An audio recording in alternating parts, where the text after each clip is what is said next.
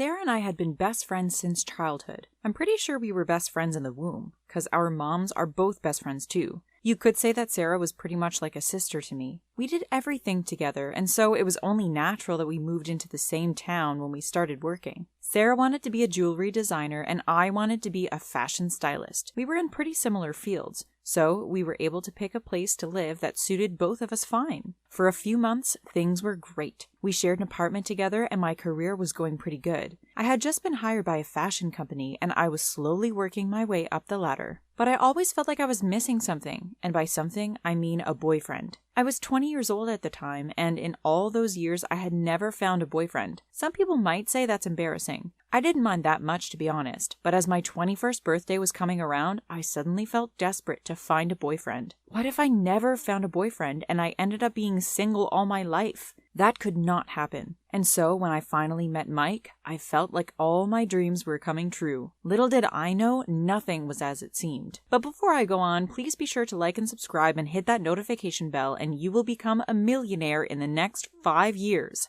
Trust me, it really works. Sarah and I were out at a restaurant together for a meal. Sarah had gone to the bathroom, and I was just sitting there, when suddenly the most handsome guy I had ever seen walked into the restaurant. He seemed to be on his own, and he was wearing a nice suit. He made eye contact with me, and I smiled. I'm told I have quite the dazzling smile. The guy smiled back at me, and he walked off to his table. His table was opposite from me, so the whole time while I was talking to Sarah, I could see him looking over at me from his table. I'm pretty sure I looked like a tomato, I was blushing so much. Eventually, we got up to head out of the restaurant, and the guy stood up. He offered his hand and I shook it. "Nice to meet you," he said. "I'm Mike." "I'm Kelly," I replied. "Listen, Kelly, I don't usually do this, but I think you're the prettiest girl in the whole restaurant.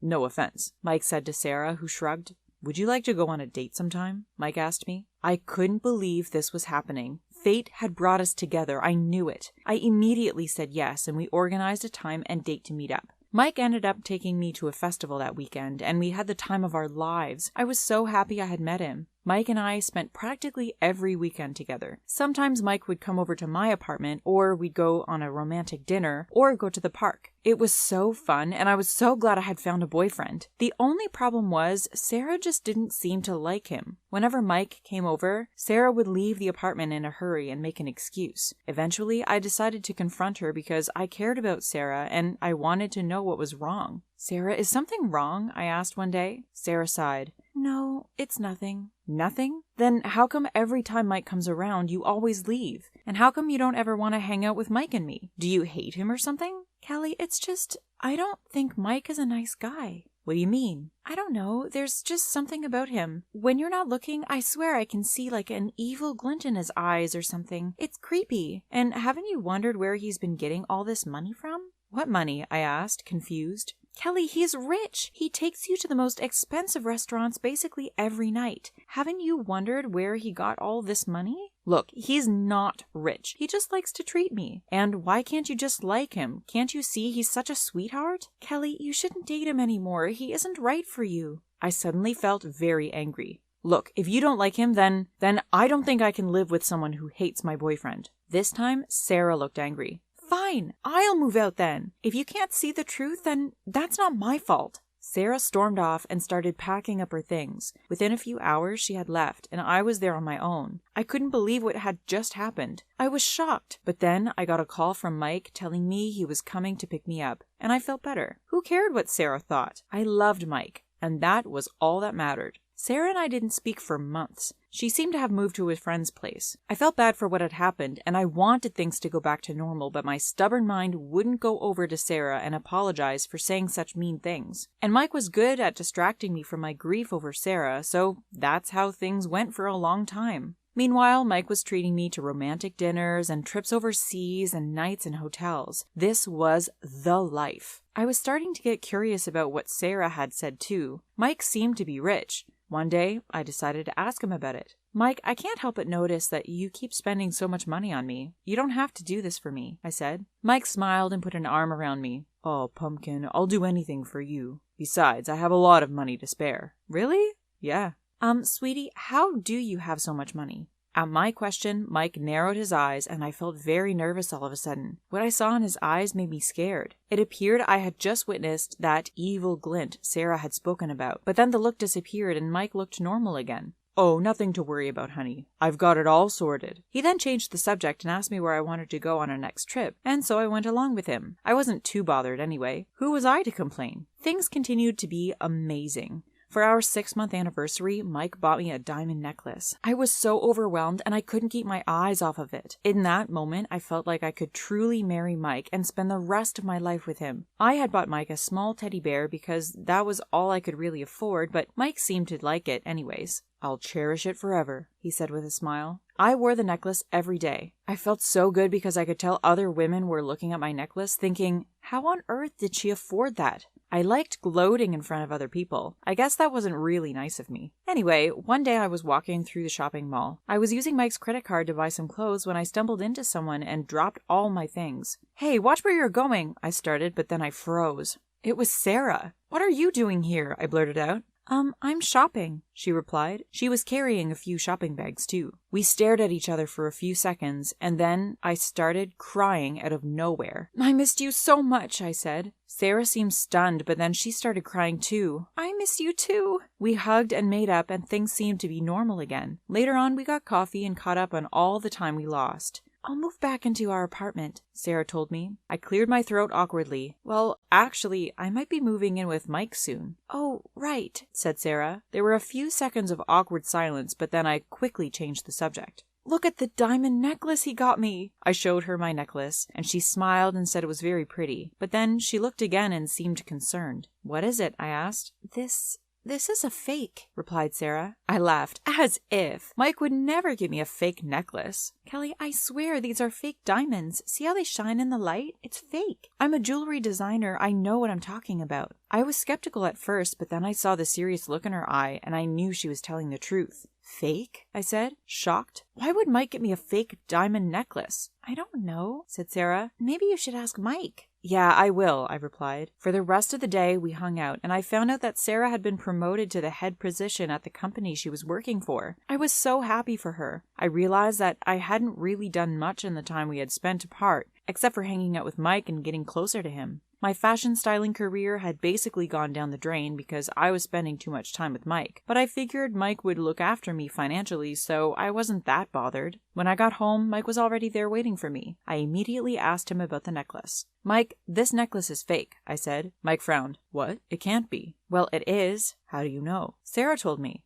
Well, maybe I got scammed. I'm sorry, sweetie. I'll buy you another one." "Oh, okay." Mike then went on to speak about something else, but I was concerned. And you know why? Because I could tell that Mike was lying. In our time together, I had discovered Mike had a tell for when he was lying. He would always touch his hair when he told a lie, and he had been doing that the whole time I asked him about the necklace. I was not convinced, but I didn't push it any further because I didn't want to make Mike angry. A week later, I was at home in bed when I got a text from Sarah. All she said was, "Emergency, come to this location. I need you, Sarah." She had attached her location. I was really worried. Was Sarah in trouble? Was she hurt? I texted her back, but she didn't say anything, just left me on read. I had no choice but to get up, get dressed, and drive over to the address she sent me. It was really dark, and I was feeling pretty spooked out. The address she sent me took me deep into this forest, down this long, winding road. I tried calling her multiple times, but she wasn't picking up. Eventually, I stopped the car as there was a dead end. A locked gate sat in front of me. I sat in the car, unsure what to do, when I heard a tapping on my window. I screamed, and a face pressed up against the glass, making me scream again. But, as it turned out, it was just Sarah. I calmed down when I realized it was her and not a serial killer, and I got out of the car. "Don't scare me like that," I said. "Why did you make me come here? What's wrong?" "Follow me," she said. I hated all this secrecy, but I followed her anyways. She took me round the side of the gate and the huge wall blocking our way into someone's house. We walked for a few minutes, and then she stopped at a ladder she had propped against the wall. "What's this?" I asked in alarm. "Come on," she said. "We can't just break into their house. It's private property," I exclaimed, but Sarah ignored me and climbed over the wall. I didn't know what to do, but I didn't want to stay on my own for too long, so I followed after her. I found myself in a garden next to a driveway. Sarah pulled me aside to hide behind a bush, and then she started to explain everything. "This is your boyfriend's house," she said. "What?" I cried out in alarm. The house was a mansion, and the property looked like it went on for miles and miles. He wasn't just rich, he was mega rich. "Shh, I brought you here because there's something I need to show you," said Sarah. "I've been doing some investigating into Mike, and I figured out how he's been making so much money." "How?" "He sells fake jewelry to companies, including my company." "What?" "Kelly, he scams people. Look, see this truck driving in?" I glanced over and saw a truck driving into the garage. Some people got out and started unloading boxes. "He buys fake jewelry for really cheap and sells them for a much higher price." "Wow," I whispered. "Now do you believe me when I say he's sketchy?" asked Sarah. I sighed and nodded. "I'm sorry I treated you so poorly, Sarah. I've been a real jerk." "It's all right, but you have to do something about this. He's your boyfriend." "You're right," I said. And I did. The next day, I asked Mike to come over to my house for a talk. He arrived, and I sat him down on my couch. I was so nervous, I kept fiddling with my pillows. Eventually, he asked what was going on, and that's when I fessed up. "I know you're scamming people with fake jewelry," I burst out. Mike was speechless.